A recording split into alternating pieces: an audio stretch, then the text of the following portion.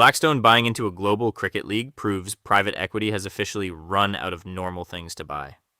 I completely disagree. Apollo just dropped 3.7 billion on a Japanese glassmaker. You really can't get more traditional than Nippon sheet glass.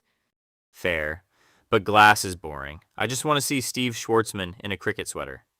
Keep dreaming. But speaking of boring assets making massive moves, we have a $10.5 billion self-storage empire forming right in front of us. The rundown. $10.5 billion for self-storage. People have a lot of junk, Maya.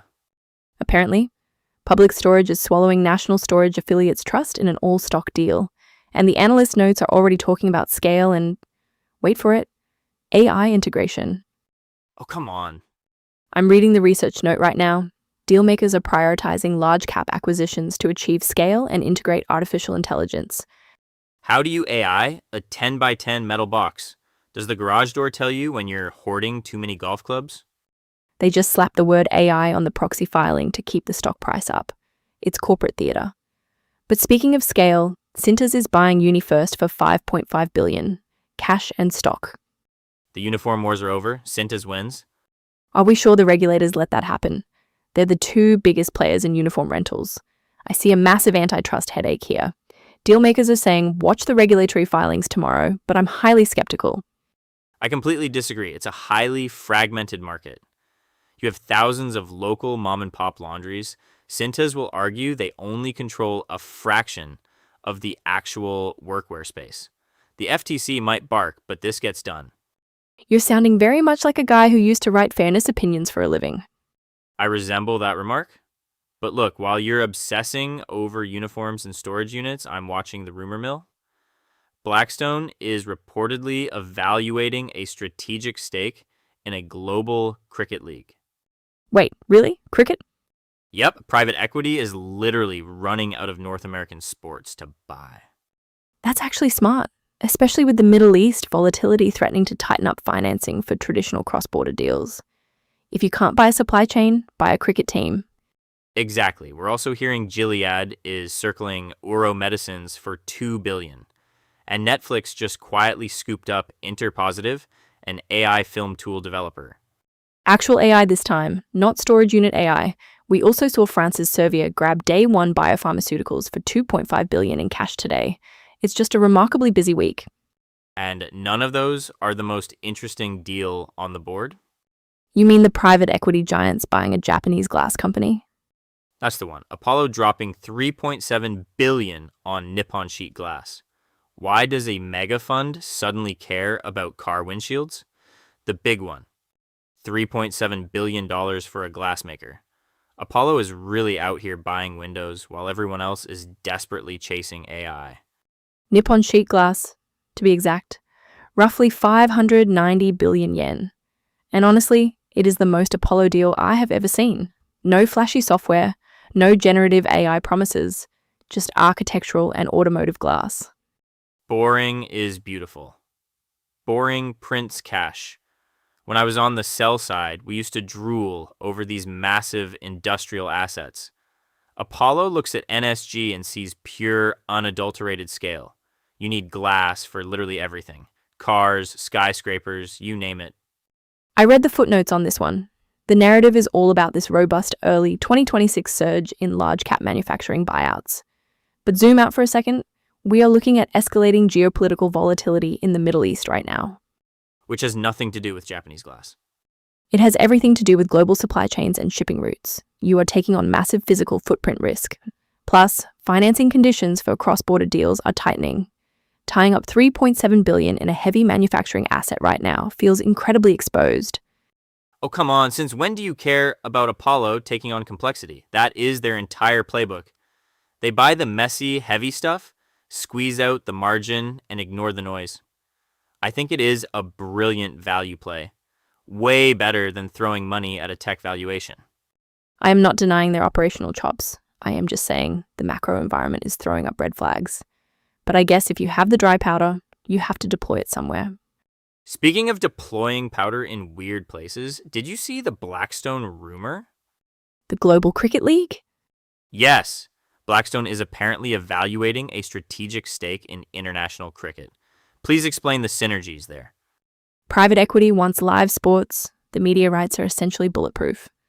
I just want to see the pitch deck for that. Imagine the partner retreats. You just want box seats in Mumbai. Totally guilty, but seriously, the Apollo deal is just the tip of the spear for this quarter.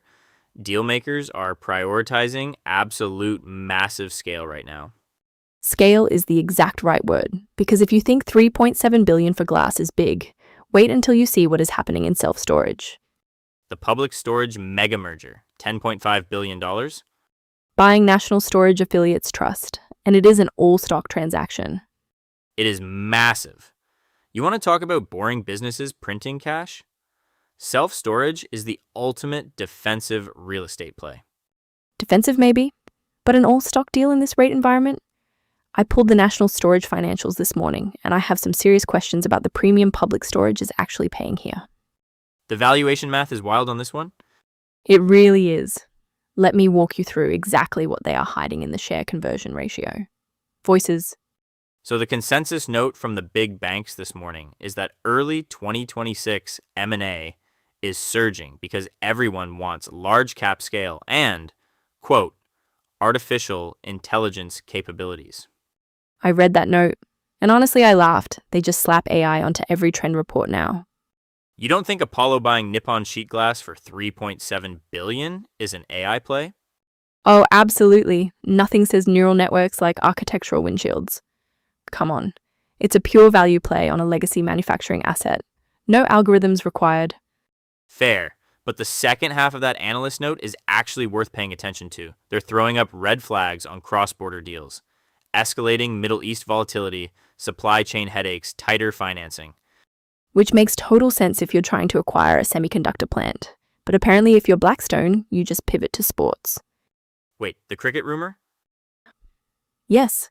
Blackstone is evaluating a strategic stake in a global cricket league, which just proves private equity will literally buy anything with a stadium right now.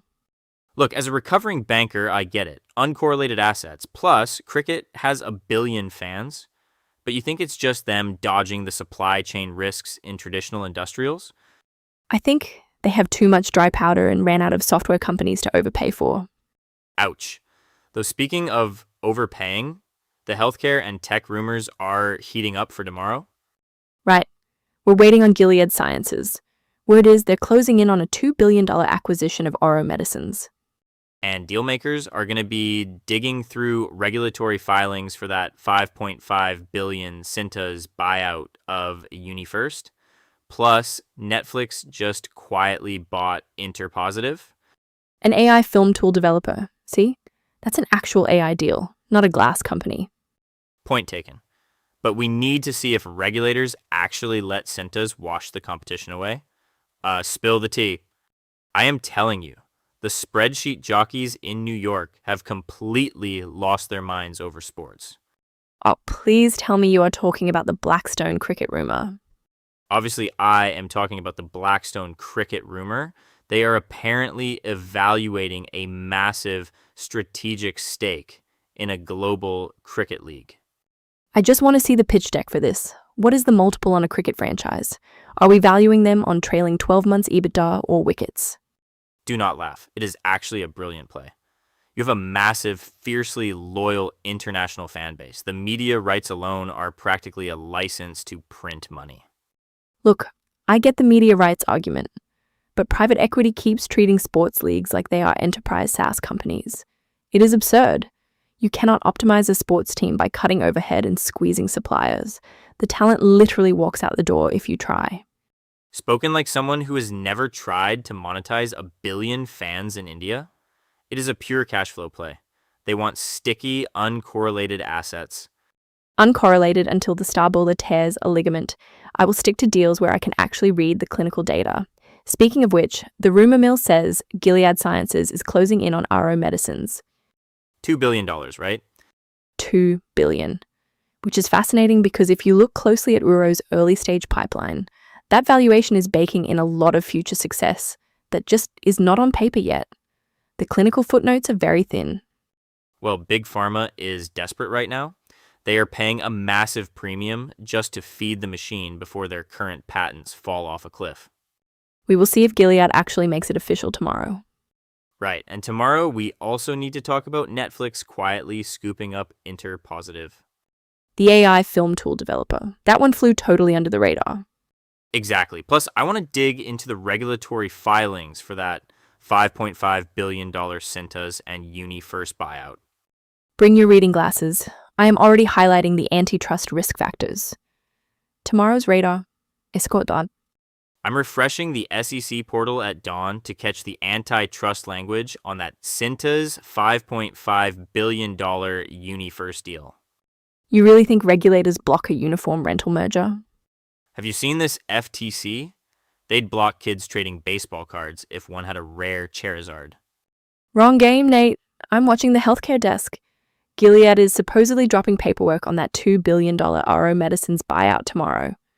That Uro deal is completely priced in. The real trend is stealth AI. Netflix just quietly swallowed Interpositive. No press release, no parade. Wait, really? An AI film tool developer? I completely missed that. Yep, swept right under the radar. Speaking of weird moves, Blackstone is apparently evaluating a stake in a global cricket league.